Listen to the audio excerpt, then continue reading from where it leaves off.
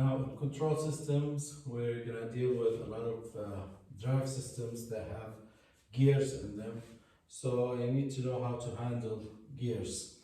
Now, let's suppose that we have two meshed gears here, and the first gear has a radius R1, the second gear has a radius R2. Then, assuming that the rotational velocity of gear 1 is counterclockwise omega 1, and that means the rotational velocity with the second gear is going to be omega 2 clockwise. Okay. Now, the contact point in here has the same velocity on both gears. Omega 1 is counterclockwise, so the velocity would be upwards v. And looking at v from gear 1, v is equal to omega r, so it's omega 1 r1. And for from the point of view of gear 2, the velocity is omega 2 times R2. So now the ratio of the two angular velocities, omega 1 divided by omega 2, is going to be R2 divided by R1. Now, usually gears are characterized by the number of teeth on each gear.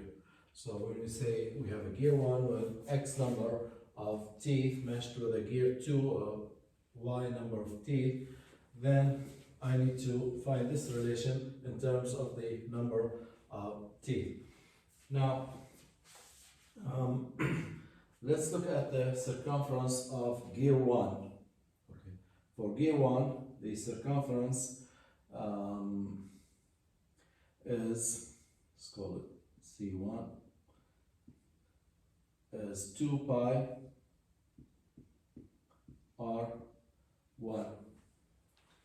And if I know the pitch size of the gears, well, that's the distance between each two teeth on the gears, let's call it P, then the circumference would be the number of teeth on gear 1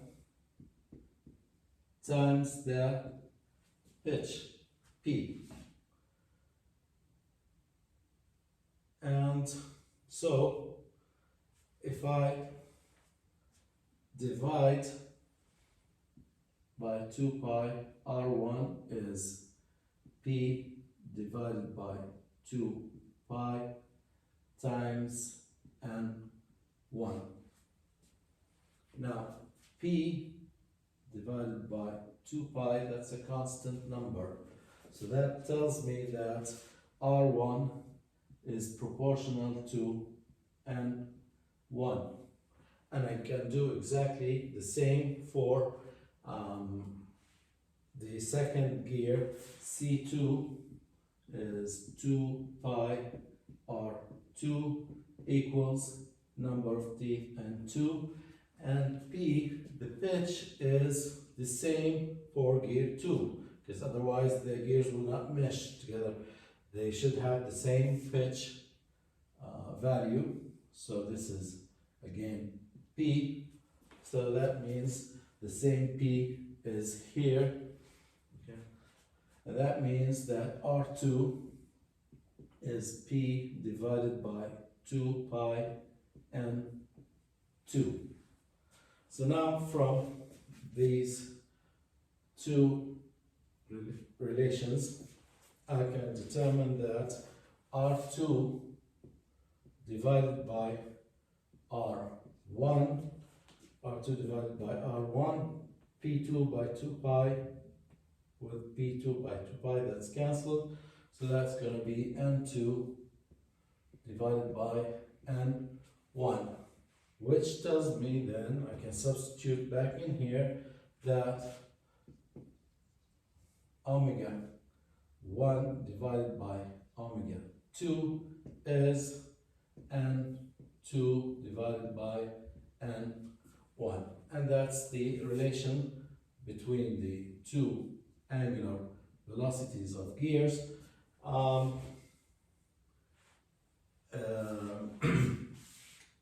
for the given number of teeth for each gear.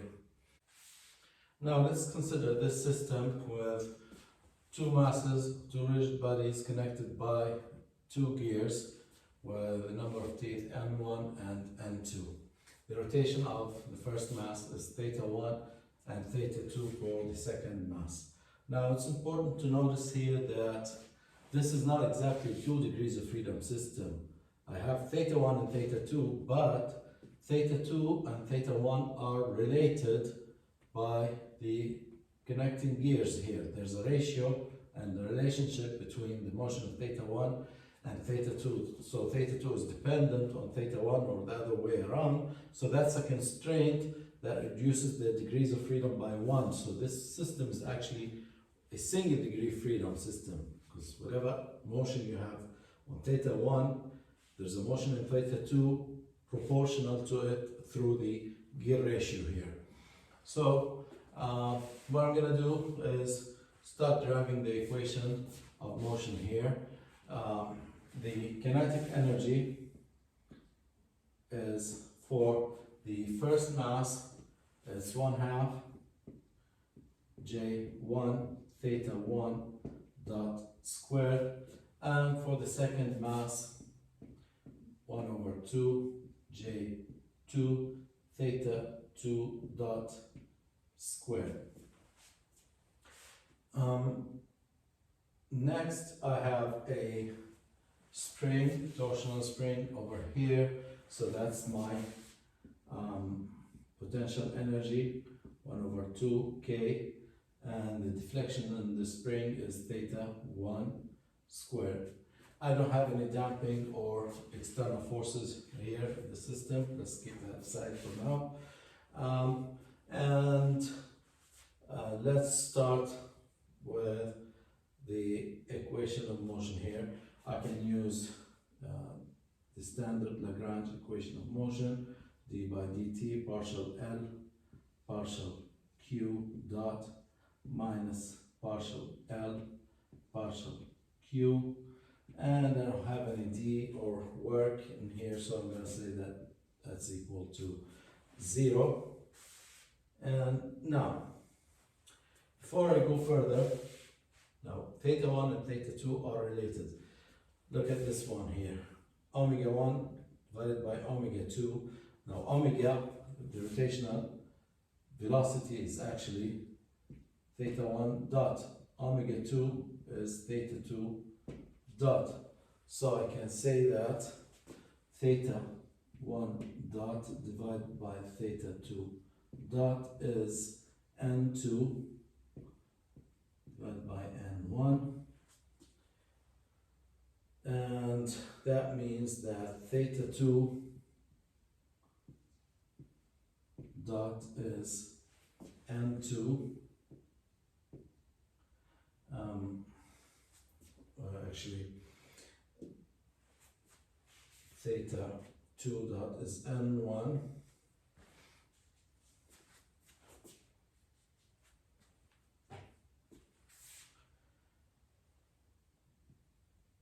divided by n2 times theta 1 dot.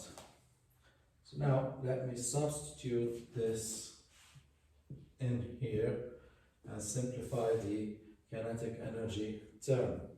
T becomes um, 1/2 J1 theta 1 dot squared, and theta 2 dot 1/2 J2 theta 2 dot squared is n1 divided by 2 squared theta 1 dot squared. So I can combine this further, and T becomes 1 over 2 J1 plus N1 divided by N2 squared J2 all times theta 1 dot squared. So now I have, it's obvious that I have a single degree freedom system in here. And that means that my Lagrangian, which is T, kinetic energy minus the potential energy, is, here's the kinetic energy term, 1 over 2 J1 plus N1 divided by N2 squared J2 theta 1 dot squared minus 1 over 2 K theta 1 squared. That's the term over here. So now the first term in the Lagrange equation of motion is the partial of L partial theta dot, and that's over here. That is J1 plus N1 divided by N2 squared J2 times theta 1 dot, and taking the full time derivative of this term d by dt, theta 1 dot becomes theta 1 double dot. The partial derivative of L partial theta, the only theta term appearing here, this should be theta 1, is right here, so that's negative K1 theta 1, and that means that the equation of motion is J1 plus N1 divided by N2 squared J2 theta 1 double dot minus minus, it becomes plus K,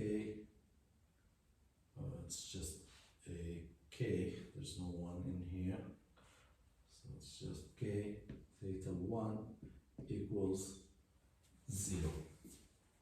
And this is my single degree freedom equation of motion in terms of theta 1. Now, I want you to notice something.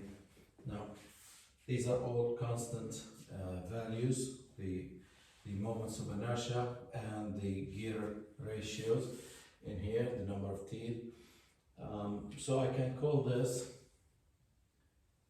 JE, or equivalent mass moment of inertia. So what I could have done from the beginning is to transfer this mass moment of inertia onto the first mass moment of inertia. Okay, if I want to move J2 from this gear location and add it to J1, all I have to do is take J2 and multiply it by the opposite of the gear ratio.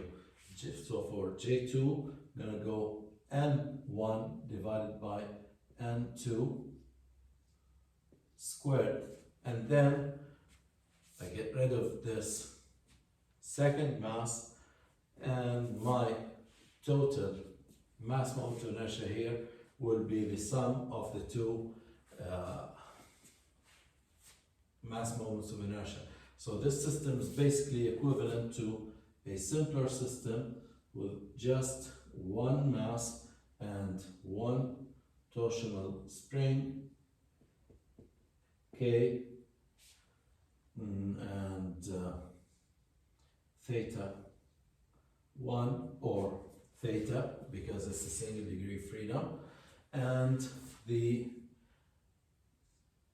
J here becomes the J equivalent J1 plus J2 times N1 divided by N2 squared.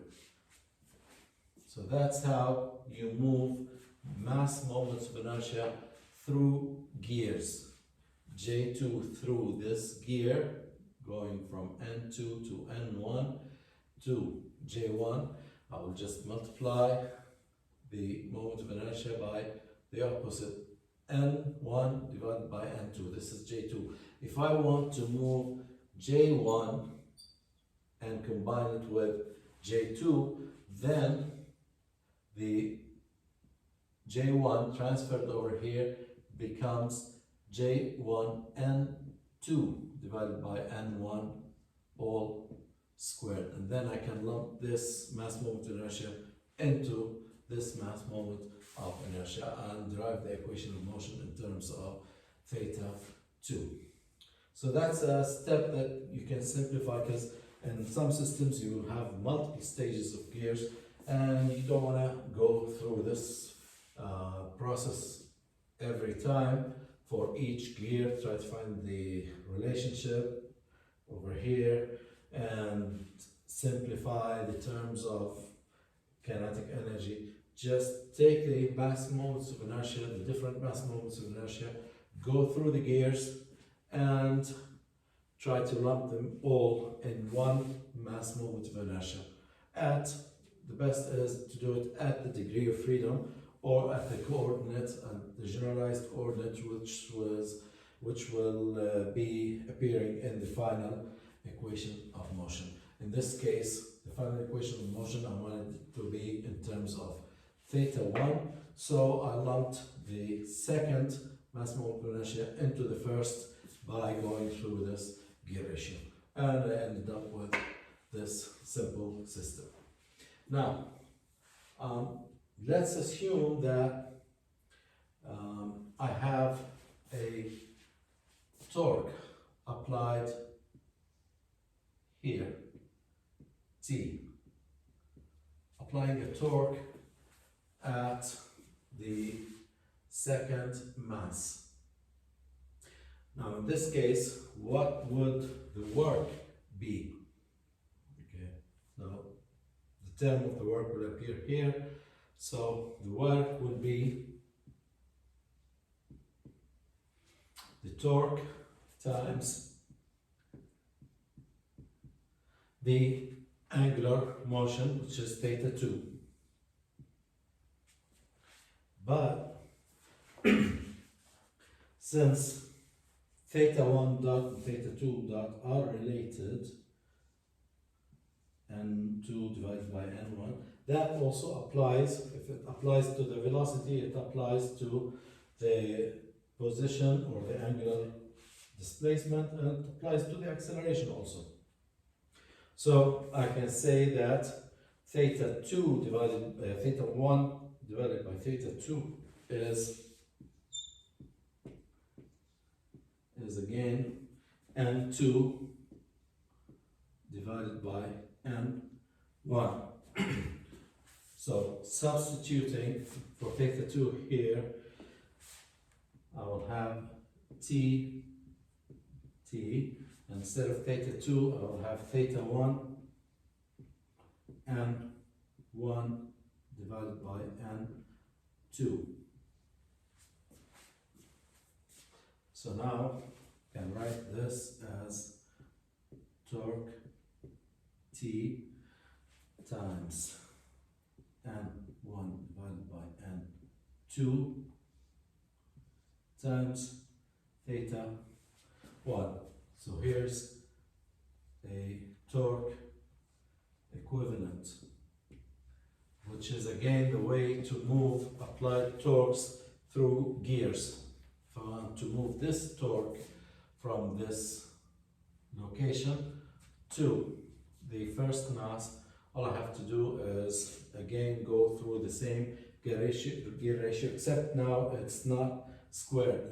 In the mass moment inertia term, it was always squared ratio. In here, it's going to be straight up the ratio N1 divided by N2 going to the first mass here. So the torque here will be the T equivalent, which is T multiplied by N1 divided by N2, and that's the way we simplify the model itself to get an easier differential equation of motion of the system.